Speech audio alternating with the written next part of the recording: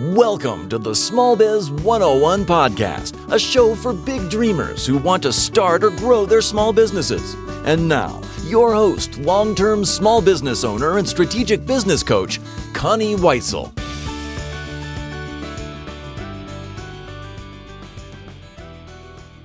Hello, and thank you for joining me for this 8th episode of the Small Biz 101 podcast, the show that provides all you need to know to start or grow your small business. Today, I have a special guest with me. This man was a college basketball coach for 21 years. In 2006, 10 years ago, a little more than 10, he transitioned away from athletic coaching and entered the world of finance. While he does operate his business under a larger organization, really for all intents and purposes, he is responsible for almost all aspects of the development of his business. So I consider him to be a small business owner. My guest has excelled in both fields, but has especially done well in his current position as a financial advisor for Thrivent Financial Services in Decorah, Iowa. He has his own office there that he shares with a partner. It's been wonderful to watch his success in this field. For the past 6 years, our guest has been a member of the pinnacle level within his organization, which means he's one of the top 10% of his entire organization for the last 6 years, which is really saying something. He's also been a qualifier for the $1 Million Roundtable several times. So I'd like to welcome this man of all trades, Jeff Olinger. Thanks, Connie. Now, you may notice a theme among my interviewees, as this podcast is pretty young, and this is my second interview already with a former college basketball coach. The reason behind this is that many of my clients are, or they have been, individuals who have worked in athletics, either former athletic coaches or former professional athletes. So I've come to know also that there are a number of people now in my audience who also are from athletic backgrounds. So while I will be speaking with people from a variety of industries, you still may notice an athletics background in many of their lives. Let's get started with today's show, and let's talk to Jeff Olinger about his experience in going from this world of college athletics to starting his own small business. Jeff, take us back to the beginning when you were working in college basketball. Where were you working? And just any background you'd like to share. I was an assistant college basketball coach for the first 6 years of my career. Was at Mankato State University in Mankato, Minnesota as an assistant, and prior to that I was a women's assistant actually at the University of Tulsa. And then I had a chance at a pretty young age to be a head coach at my alma mater, Luther College in Decorah, Iowa. It's a Division III school. It was kind of a dream job that I got when I was 27, chance to run my own program in a college that I had a lot of passion for. What was it that prompted you to make the change away from coaching and into the financial industry? I never really considered financial services as someplace that I would end up hanging my hat, but I was really in a high energy position coaching. I wasn't somebody that liked to make change, so I hadn't bounced around like many coaches had trying to find the perfect job. I wanted to make the job that I was at perfect. And it took a lot of energy. A lot of weekends, a lot of nights, like a lot of professions do. And I transitioned out of basketball because I was in the same place for a long period of time. I was stale. I think the program needed some freshness at some point in time. And I never intended to coach for my entire life. I knew I would do something else at some point in time. My kids were of the age where instead of going and watching other kids play, I wanted to watch my kids play too. So an opportunity at Thrivent Financial to join a team opened up for me. I had a lot of respect for the organization. It's a Christian financial services organization. They've got good values. I knew a lot of the people in the organization. So I was more intrigued in starting my own business, starting my own team and my own practice in a community that I had already a genuine interest in serving. But I didn't necessarily have any expertise in financial services at all. One thing that I spoke about in the first episode of this podcast was the need for doing a self-assessment, kind of a self-evaluation when you're trying to figure out what business you want to get into. And that includes just looking at the strengths that you've developed, the skills, knowledge, and what you're really passionate about before deciding on this next field, this next business. I'm just curious, when you went through this transition time, did you do that type of self-assessment? And if so, which of those skills and strengths did you want to carry forward? As a coach, of course, you're always being assessed, and oftentimes not by yourself. But I was pretty hard on myself. So I would say for probably 4 or 5 years, I knew that I was going to make a transition out of coaching. I wasn't looking for another coaching position. I was looking at some athletic director possibilities, some administrative possibilities, possibly something in development. So I personally was doing an inventory, kind of a running inventory of what my skill sets were, what my passion was, what opportunities might be available for probably 4 or 5 years. I don't know that I really did any personal assessments that you put down on paper necessarily, but a lot of conversations with people that had transitioned into business from coaching, and some had even come back into coaching. A lot of conversations with people in the community that knew me and asking me, what I thought my skill set was. So I would say more than anything else, my assessment was with a handful of peers and a handful of colleagues that I know really knew me inside and out and could give me an honest description of the type of person I was and what I might excel at. Which in particular of those strengths and skills do you think carried over pretty well from the coaching arena into the business world and finance? I would say 3 things that continually kind of came up when I was talking with people. They felt that I had the ability to be a good leader, that I was very organized. I could kind of see the big picture, but yet put little things into place to execute things. And then I was pretty relational. I didn't want to be in something that I was behind a desk all day. I wanted to be able to actually connect with people. And those are kind of the 3 things that would come up in conversations that resonated with me. And I don't know that I went into financial services necessarily knowing that those opportunities and those skill sets and passions were going to be carry over as well as they did, but they certainly did when I got into it. Another thing that comes to mind, you and I spoke about this a little bit this morning, was I see when you're coaching young men, you have such an effect on their lives at that age. And when I think about financial advising and financial services, and especially the way you do it from a place of pure authenticity and integrity, you're still making a big impact on people's lives. When I sit down with clients or prospects the first time and they want kind of a description of how I work with people, I start out by telling them that I was a coach and a teacher, and that I feel that I still am a coach and a teacher. My job is to have a conversation with them, to connect with them, to try to figure out what their goals and values are, to try to put some sort of a game plan together, monitor that game plan, help them execute that game plan. And there's a little bit of motivation too. Left to ourselves, it's easy to disregard some of the things that we need to do, and sometimes we need a little bit of nudge. So I often tell people that I'm there to listen, I'm there to educate, I'm there to help them set their goals, I'm there to help them chart a path, and to kind of motivate them to stay on the path and to take action as well. Another thing that I've spoken about on this podcast in previous episodes is the importance of doing research before making a change. And you've mentioned in your response before that you spoke with a number of people. I'm curious, did you do any other research in the financial industry, sort of, to see about its viability? Maybe are the clients there in your area, or is there a need in your particular area? Or did you research any other types of businesses as well?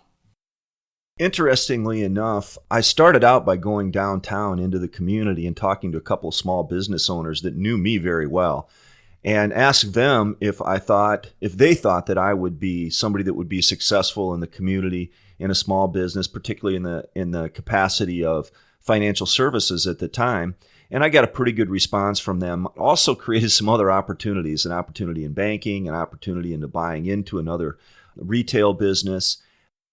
When I looked at things and I went back and talked to my wife, Heidi, who knows me better than anybody, talked to other colleagues and friends, and I actually called some people that work for the organization that I knew and respected and tried to get a sense for them as to the viability of it and my personality fitting in. And I got really good response from all of those people. So I really went into it feeling like it was a good fit. It was a bit of a leap of faith, but I went into it with enough people telling me that it was the right thing to do that I felt pretty confident. That was actually going to be my next question. How did you feel when you started? Because it's so different. That's such a transition. So it's nice to hear that you felt that confidence going in. I felt confident about running the small business, putting a team together, meeting with clients, being organized and having some direction as a business person. I didn't have the foggiest idea at the time what a mutual fund was, what a variable annuity was, what a stock or a bond was, really. And so the very first thing I had to do was study a lot. I had to go back to school, basically. And I knew that that was kind of a means to being a business person, is to understand that. So that was probably the hardest thing, orienting myself to something that was completely new to me. I was really excited about the business part of it, running the business, hiring people, meeting people, setting up systems. But I knew that I had to be an expert in the field too. And so to pull the books back out and get the computer out and study and pass tests and things, that was probably the biggest struggle. That's what I wasn't confident about. I needed a lot of support. I needed a lot of systems behind doing that. But I was confident that once I got through that I can execute a business plan of some sort. I think that's the nice thing, too, in finding a position within a larger organization like Thrivent. You had that support, you had those educational resources there that are very nice when you're starting out. And I'm just trying to think, when you first started this business, did you have an office all to yourself, or did you start with a group of people? I was fortunate. A former player of mine was actually a financial advisor with Thrivent in Decorah, and he actually was looking for a teammate. There were some other connections to Luther College where I was at and the organization. And so I sought information out, and they sought me out because they really wanted to form more of a team and a partnership practice as opposed to a solo practice. So I did have somebody with some experience. I did have somebody that was set up in an office. But after about 3 years of evaluating where I was at as a business person and what I wanted to do, we kind of split, and I started my own office and my own practice. Now, what you may not know yet is that Jeff is an excellent storyteller. So, Jeff, I'd love to hear some specific examples. I remember some when you first started out in this business, some specific challenges that you had in building your business. And I just wondered if you could think of one of those and share it with our audience. Yeah, it's like anything else when you start out, nobody really wants to talk to you, so you have to be pretty aggressive. And I recall a little old lady that lived just outside of town that had some accounts with Thrivent that hadn't been serviced for quite a while. And I called her and asked her if I could just stop by, introduce myself. And she was fairly resistant at first. By about the third phone call, though, she admitted that it might make some sense to review some things. So I got in the front door, and immediately she told me, I'm not interested in making any adjustments or changes.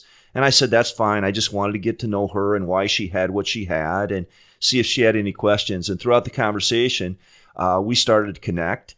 And eventually, she saw that there was some value in some of the work that we could do and ended up becoming her full-time advisor and doing quite a bit of planning for her. And the fun thing about it is she'd grown up and been a farmer and a farmer's wife her entire life, and so lived pretty frugally. And her kids always wanted to go on vacation to Hawaii with them. And she would always turn them down, didn't think she could afford it. I was able to show her that she had the assets and the income level to be able to do those things. I remember a couple years later visiting her again and her telling me, I had the opportunity to go to Hawaii and to go to Disneyland with my grandkids and my kids, and I would have never been able to do that if somebody hadn't mapped it out and illustrated to me that I could do that, and she was so happy. A few years later, she was pushing 90 and health wasn't very good, and asked me if she thought it'd be a good idea for her to move closer to her kids. And I said, yeah, I definitely think that's a good idea. And I said, what would stop you? And she said two things. She said, number one, my cardiologist, because she'd had some heart issues. And she said, number two, you, my financial advisor. And that was pretty flattering because I didn't think I'd done anything special, but to her, there was some value. So that's one example of somebody that there was some resistance early, but we built a relationship based on trust and putting her and her needs first. That really demonstrates the power of persistence, what you did leading up to finally having her as a client. I think I remember one time you were on the phone, you called my husband, and you're like, here I am, I'm going again to this little old woman's house. Still hadn't had any business, but you knew that something would come of it. And then look, all these years later, by providing the excellent customer client service, she's remained with you. And that really says a lot, I think. It's fun. Not only do I feel like I get to tell stories, I also get to listen to stories too. And when you can get people to tell you what their goals are, rather than look at spreadsheets and statements, that's when you feel like you are making a difference. And that's where the coaching and the teaching and the motivation really come into play. And I really have decided over the last few years that I have to kind of revamp my practice a little bit, because I've got a client base now that's pretty solid, and they actually demand a little bit more time and attention. So I have a partner now. I have leveraged staff. I have 3 staff members and another support person from the home office that works out of our office. So I've also really felt like the ability to build a team and work together to serve our clients and to serve our area is been a challenge that's been fun too. It's interesting to hear where you are right now. And I think it's encouraging, too, for anyone who is considering making this kind of a shift. I mean, as I mentioned at the very beginning in the introduction, you have hit pinnacle level, top 10% of your entire organization. And how many people are in that? There's about 2,000 advisors across the country that work for Thrivent Financial. Okay, so, to have achieved that, and that's not an easy thing, within the first 4 years of starting a business that you went into not knowing a thing about is really impressive to me. And now, like what you're saying with your office, that's tremendous where you're at right now. You've really built a terrific endeavor for yourself and now for other people as well. I'm curious, how has this transition affected things outside of work, personally? Yeah, the thing that I was worried most, of course, was about, an income level. I jumped into this at 43 years of age, had a mortgage, 2 kids that were going to have to go to college at some point in time. My wife worked part-time, so I needed to jump in with both feet and be pretty successful immediately. So I had a passion and a motivation that not everybody that gets into the field has. I feel like maybe 3 things that I continually tell people that are considering this profession and making the move were key for me. Number 1 is I wrote down what I wanted to do. I think if you put it to paper, things can happen. I remember probably year 2, my managing partner said, you need to write down what you want this to look like and where you want to be. And I remember I titled the plan Pinnacle Project, because Pinnacle was the highest level that you could achieve at our organization. When I wrote it down, I kind of laughed. I thought, from a little town in Iowa, there's no way that I can make that happen, but you got to dream big. And sure enough, 2 years later, I had actually accomplished that. The other thing that I'd say is critical is surround yourself with good people. And I have been very fortunate that I've got good staff and a good partner and good peers out there that I can call on and learn from. And the third thing that I'd say is kind of related to good people and being around good people, but you also have to be willing to ask for help and be willing to do collaborative work. I learned way more from collaborating with other peers across the country and utilizing them to do joint work with my clients. A little bit vulnerable when you do that, but when you bring in somebody from the outside with more experience, with a different set of eyes and ears, you can learn a lot. And so I have not only been the recipient of that, I've also started to give back to other representatives and kind of be a mentor and a teacher coach because I felt that. So, I put it on paper. I surrounded myself with good people, and then I was willing to bring experience and advice in from the outside and didn't feel threatened by that, but actually welcomed it. Found out my clients really respected that. Thank you for providing that advice for people looking to get into it. Those are three very key things. There's a book that came out years ago called Write It Down, Make It Happen. And that's been one of my kind of business Bibles, that it has such an effect when you're writing down what your goals are. Without even realizing it, sometimes you're visualizing having achieved that goal, which I think is another part of that's very important for reaching, especially goals that are pretty hefty like that. And I'm so glad also that you brought up the importance of mentorship. I just spoke about that in the last episode, about how important it is if you can find someone else who has been on that path and has done what you'd like to do. People are scared to ask for help, but the fact is that most people really want to help. They want to have others succeed. They believe in abundance, not so much that there's not enough for everyone out there. So I'm glad that you mentioned that. So when you were looking for a mentor, it sounds to me like you found more at a peer level, people that were maybe a year or two ahead of you, or at any point did you find someone who'd really been in the business for a long time?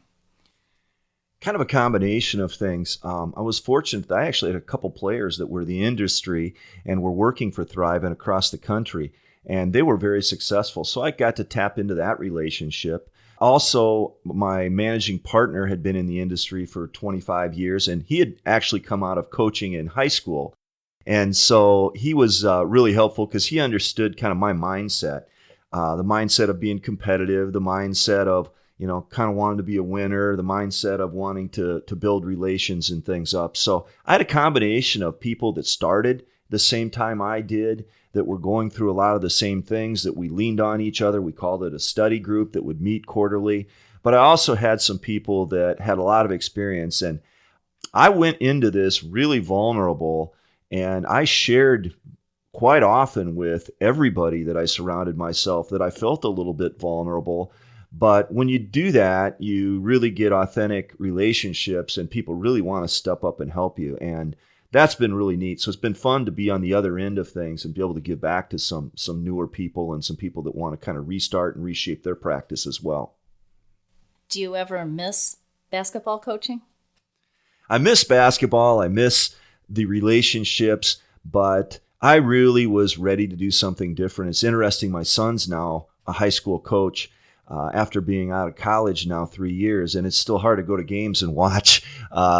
There's a lot of stress. There's a lot of emotion involved, and actually getting rid of some of that emotion in our lives has been good for my family and good for me as well. So I miss the game and I miss the people around the game, but the actual profession, no. I feel I was able to make a clean break. And ultimately be very successful with that change.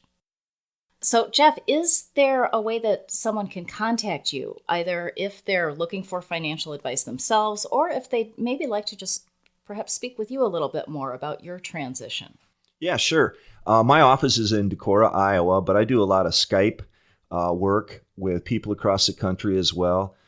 Again, like Connie mentioned, because of my background in coaching, it's fun to connect with other coaches and help them think about, retirement and their future and doing some financial planning for them, because I know how busy they are and I know how it's hard to be present outside of the season and other sorts of things. So my office is in Decorah. My phone number is 563-382-1809.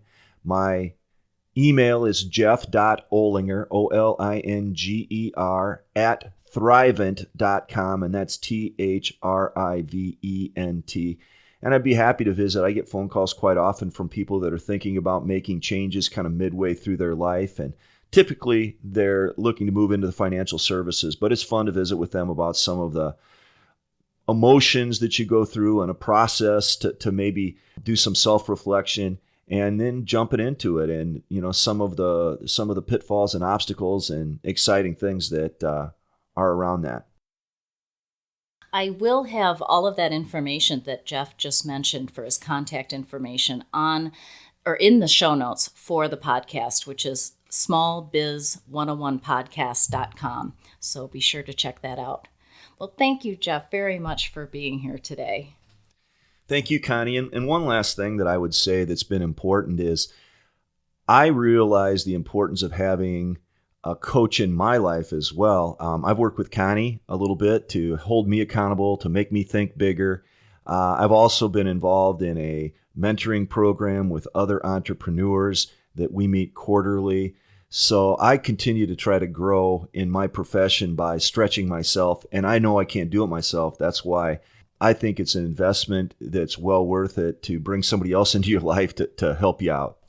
Again, so many resources out there for people. All right, that's a wrap for today.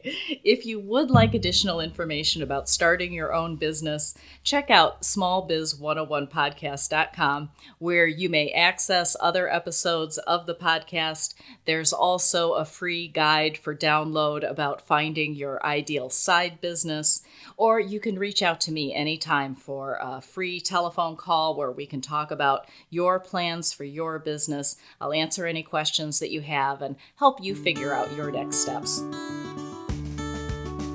Thank you for listening to the Small Biz 101 podcast with your host, Connie Weitzel. For more information, visit smallbiz101podcast.com.